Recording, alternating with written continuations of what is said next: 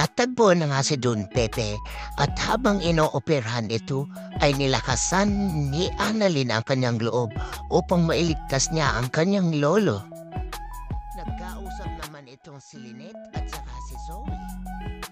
At ito namang si Moira ay panay ang drama, bagay na hindi na nakalusot kay RJ at kay Giselle, hindi na siya paniwalaan.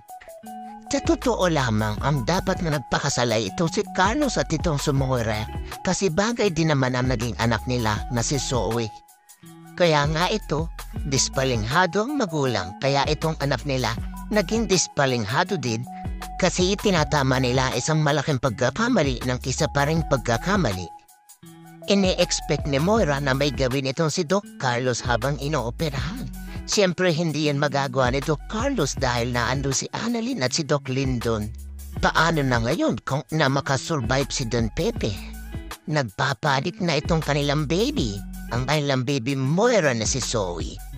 Subalit ipinangako nitong si Doc Carlos na hindi makukulong itong si Zoe. At ito ang tinatanong ni Zoe. Paano siya nakakatiyak na hindi siya makukulong? At kung makukulong siya, dadalawin ba siya ni Doc Carlos? Seems na nag-e-expect sila na may gawin tong si Doc Carlos kay Don Pepe. Nang layasan sila ni Zoe, tinignan ni Moira ito si Carlos na para bang makuha ka sa tingin. Nang umuwi ng bahay itong si Carlos ay matama itong nag-iisip na painom siya ng alak. At naiisip niya itong si Zoe ang pinagsasabi ni Zoe at saka ni Annalyn na kailangan gumaling at mabuhay si Don Pepe upang malaman nila kung sino ang nag-kidnap dito. At ang takot nitong si Zoe na makulong. Matama siyang nag-iisip ko ano ang gagawin upang matulungan itong si Zoe. Dahil parang malalim ang kanyang iniisip ay lumapit itong si Lynette at tinatanong nito kung ano ba ang kanyang iniisip. Sinabi niya na nagkausap na sila ni Zoe at sinabi ni-offer niya pa nga itong sarili niya at ang tulong niya rito. Sinabi ni Carlos kay Lynette na kung sakaling may maiitulong siya upang baguhin ang buhay ni Zoe ay gagawin niya, bagay na sinuportahan nito ni Lynette. At nagpasalamat siya sa pampunawang binibigay ni Lynette sa kanya at sa pagkakataong ito na kailangan ni Zoe ng tulong. Habang hindi pa nagkakamala itong si Don Pepe ay kinakausap ni Carlos na para bang naririnig siya nito. Inihingi niya ng tawad ang ginawa ni Zoe sa kanya at nasabi niya rin na sana ay hindi na niya naalaman ang kanilang sekreto. Kinakailangan malaman ni Don Pepe yan kasi kung hindi ay hindi hahaba ang inyong istorya. Kasi ba naman kung kayong dalawa ni Moira hindi kayo nag-one night stand ay di wala kayong Zoe. Tapos ngayon ibiblame nyo sa ibang tao yung mga kasalanan nyo. Dumating si Doc Lyndon at saka si Annalyn ang pamdalawin si Don Pepe. Ang itsura nitong si Doc Carlos akala mong totoong nagmamalasakit kay Don Pepe. But I believe itong si Doc Lyndon nagmamasid lang niya kay Doc Carlos.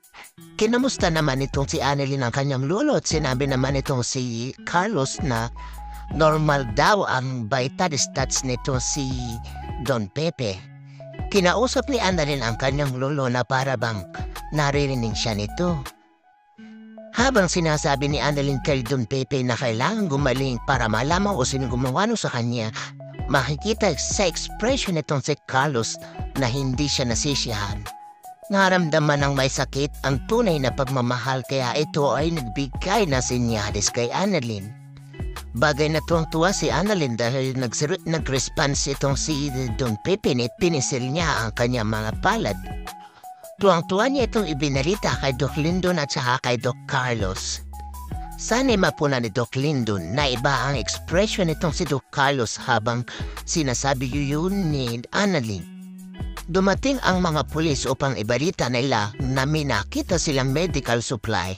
Minamasdan ni Giselle ang itsura nitong dalawa ni Moira at saka ni Zoe habang sinasabing baka daw mayroong doktor doon sa salarin.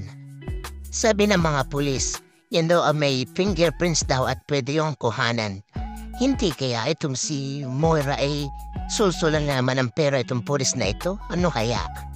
Pinalitan ni Lynette ang lahat ng mga kandado nila sa bahay, subalit nasabi niya sa kilatyang Susan at Josa na naihintakutan pa rin siya kapag nakakarinig siya na kumakaluskus doon.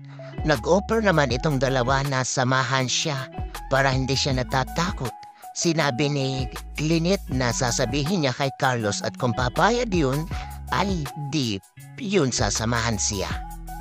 At napag-usapan na nga nila si Josa. Sabi nga ni Josa ay kung makaarte daw itong si Zoe, alam mong anak siya ni Doc Carlos.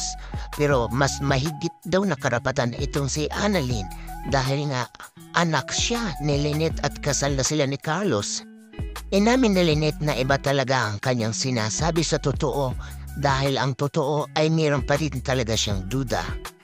Isinuli na ni Moira ang kotse na itong si Nerissa habang lumapit naman ang mga pulis upang imbitahan siya sa presinto. Ang luka-luka nakipagkamay pa sa pulis at pagkatapos makipagkamay ay nagulat siya nang sabihin siya iniimbitahan. Takot na takot siya. Sabi niya, patay na ba si Don Pepe? Sabi niya ngayon. Tapos sabi niya, huhulihin niyo ako. Hindi pwede. Tatawagan ko ang lawyer ko. Nahimasmasan lang siya nang sabihin ng pulis na hindi siya hinuhuli kundi iniimbitahan lang siya sa presinto. Dahil kailangan siyang kuhanan ng fingerprints. Sabi ni Lisel siya ang nag-request noon na kuhanan sila ng fingerprints upang malaman nga nito ang kaugnayan sa pagkawala ni Don Pepe.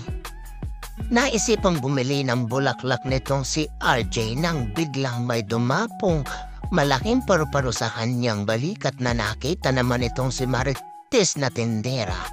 Sinabi niyang yun daw ay pangitain. Halimbawa, mayroon daw namatay na kapamilya, halimbawa ay ama. Dahil doon ay biglang naalaala ni RJ ang kanyang ama at iniwanan nito ang sukli. Ito kasing si Marites kung anong pinagsasabihin di na lang magtinda.